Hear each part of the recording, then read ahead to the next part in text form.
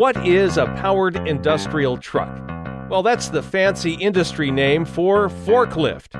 And forklifts need clear labeling for safe operation. Hi there, I'm Dan Clark of the Safety Brief. This is where we talk about health and safety hazards in today's demanding industrial and construction work sites. OSHA slots forklifts into the category of powered industrial trucks.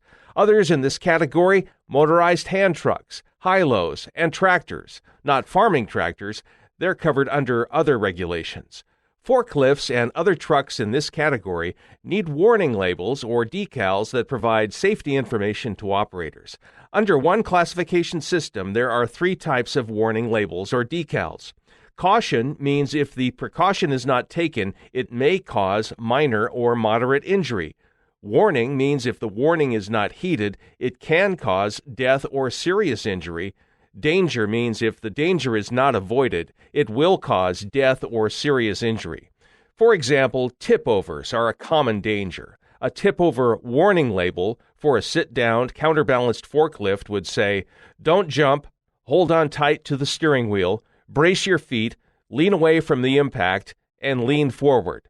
Of course, there are many other label options depending on the type and usage of the truck in question. But no matter what, safety labels on these vehicles should be clearly visible to the operator and must be replaced if missing or damaged. All powered industrial trucks come from the factory after inspection with a nameplate. It's sometimes called a data plate. It has the model, serial number, weight, and other specifications, but operators need to be able to see this label in plain sight because it also has safety information, such as capacity. If they know the weight capacity, they can avoid overloads and tip-overs.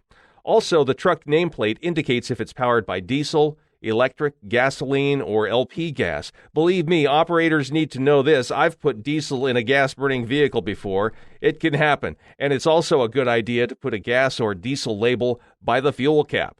If modifications are made to a truck that impact the capacity, the fuel source, or safe operation, they should be approved by the manufacturer, and once modified, the labeling must change to reflect the updates.